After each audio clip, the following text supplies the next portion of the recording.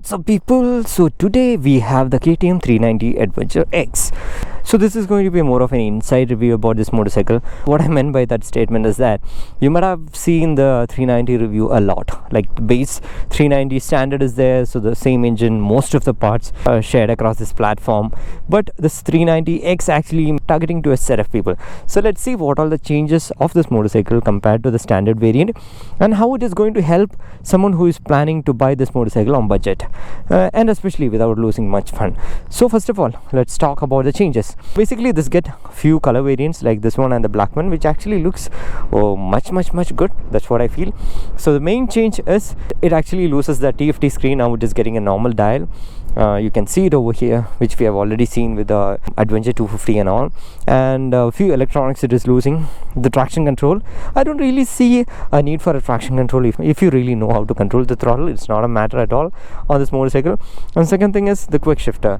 In my opinion, you are not really missing anything by losing that quick shifter, because I have one of my friend who actually bought this standard variant. He himself already told that the quick shifter is not that responsive compared to the other quick shifter that we have seen with other motorcycles. So most of the owners are telling that it's a kind of an average field, so don't feel bad about losing that quick shifter. And then we'll use the cornering ABS on this one. If you ask me, yeah, that's a really nice feature, but you get an dual channel ABS on this one, and we can actually switch it off as well if we want. And then we loses this adjustable levers. So that much. With that kind of a change, actually you get this motorcycle for around 60,000 lesser than the standard variant.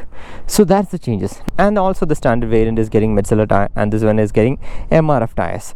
So in my opinion, the Metzeler tires are more stickier. This one is not at all bad, but I feel the Metzelers are good if you are really looking for some hardcore off-roading. So now let's get into the review. So first of all, let's start from the looks. This motorcycle actually looks damn good in my eyes. This kind of a design has been grown on me in the past few years, except the fact that the number plate is sitting over there, be it for the front section or the rear or the tank portion and all. It looks really good. So let's start from the front. So the headlight unit that you see is the same headlight that we get with all other variants on this motorcycle. The headlight throw is not that great. That's why many of the owners use the auxiliary lights. This get MRF tires, kind of okay feel, that's my feedback, and you get very good brakes on this. And the suspension feel is also good. It's onto a softer side, but it doesn't have too much of travel if you want to do hardcore jump and all. In that case, you have to go for the SW model, the spoke wheels variant. And coming on to this section, we have the 373cc engine, which has been there in India for a very long time. Started with the Duke, then to the RC, now to the Adventure. I don't know whether KTM will bring up a cruise around this engine, but still a random thought. And here we can see that exhaust, which also looks neat. Coming on to the tail section, if you remove that long tail end and put a tail tidy, it will look gorgeous. I'm 100% sure about it. And we have the same longer seat, very broader seat, comfortable one for the rider, as well as the pillion grab rail is also good.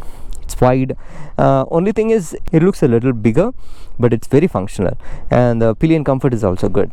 And we have a little bit of difference in the switch gearing over here. It doesn't get the normal standard 390 switch gears, because that joystick kind of a thing, everything is removed because you don't have much of options in the dial. So let's turn on the dial. It's an LCD display, neat. It packs in all the required information there. Let me get on and take the side stand so that it doesn't complain. Okay, now it shows the fuel range, trip time, average speed, average fuel consumption, fuel range. And if we click the set button, odometer here, trip 1, trip 2, we can change the riding modes. So this is in road mode, and we have off-road mode where we can turn off the ABS. And we have the speedometer, gear position indicator, tachometer, fuel level indicator, time, and a heat level indicator. Actually, the information in the dial is actually good, even though we misses out few of the electronics. And the information is actually really packed in. Now let's take it to the road and see how good this motorcycle is.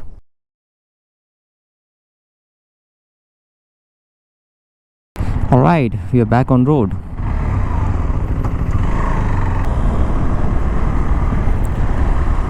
So first of all, let's talk about the riding posture. So then we have to categorize this motorcycle into two parts, like road riding and off-road riding. So when it comes to road riding, the riding posture is actually very nice, because you have a very wide handlebar, you get a lot of control on the bike, and as well you're actually sitting tall, and that gives a lot of confidence while driving. But when it comes to off-road, actually, when we stand on the foot peg, I always felt that this handlebar could have been a little more raised. If it would have been a little more raised handlebar, then I feel that taller guys also don't have to put a lot of pressure to reach onto the handlebar. Otherwise, the riding posture is really good, the seating comfort is good. And now let's talk about the braking. So the braking is actually very nice, one of the sharpest brakes that you can find on an adventure motorcycle, and very practical to use as well, be it road or off-road. Pretty sharp and very nice to use. And when it comes to the suspension, the entire suspension setup is onto a softer side. So the good part is, if you are going through these kind of roads, or if you are even running through a bad patch of road inside city, the suspension will actually give you a lot of comfort. But on the other hand, if you have to run it through a deeper pothole, or if you are taking a jump through an off-road section, then I'll say that the suspension travel is not that great. Sometimes that front number plate can go and hit the front mudguard. Otherwise, it's okay. So before we further go into the review, I actually would like to introduce my riding gear sponsor in this video. So all my riding gears, my jacket, glove, riding pants, the boots, everything is from Dynasty India, and it is provided through motomadness.in page. So if you would like to see what all riding gears I'm wearing, all the details are there in the description. And if you wanted to know the review about this riding gear, I'll be soon posting individual reviews about these gear on my Instagram page, so you can check that itself. So details about the products are there in the description, you can go and check it out. And the confidence from the tires, as I mentioned, if it was Metzeler, I would have been a little more happy. So if you plan to buy this motorcycle, run this motorcycle with the MRF tire itself, when this is done, you can actually upgrade to Metzelers, which gives you better control. In the sense, the riding will be different, controlling the motorcycle will be different, the braking will be different. Now let's look at the price point. So this is now priced at 3.7 lakh, which is like around 68,000 lesser than the standard variant. The standard variant is actually 4,38,000. So in that sense, I'll say that if you are someone who was waiting for the 390 for a better price, then I'll say this is like a steal deal, because you get everything what you want, like for the road use and for a very good off-road use as well. This motorcycle is actually perfect. The only one thing which I personally miss on this motorcycle from the standard variant is the cornering ABS, because it's a safety feature, that's all.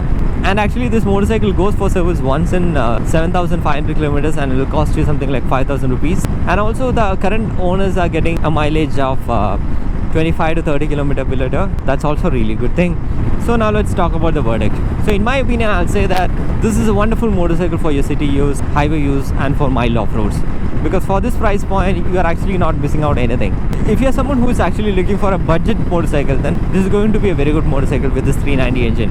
And if you're someone who is actually upgrading from a scooter, then I'll say that you have to get some more experience handling this kind of a powerful machine, because the 390 engine is actually a really powerful engine. So you have to be a little careful over that. Otherwise, once you know how to ride a motorcycle and you know how to use the clutch, the gearing and the acceleration and all, then it's not a lot of big problem.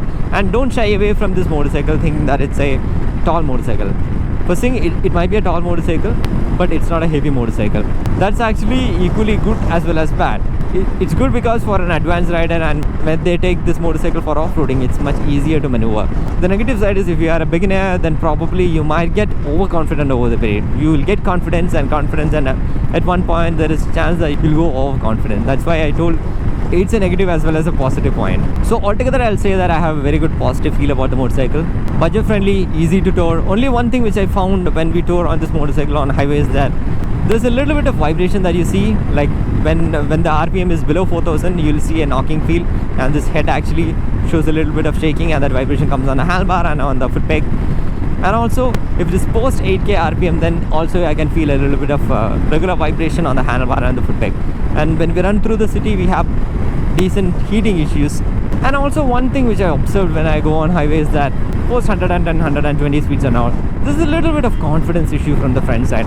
It's because of the crosswinds first, and secondly, I believe that it's because of the tire, because the suspension is actually getting relaxed and the tire is not that gripping good compared to the Metzeler. So there's a little bit of a wobbling issue.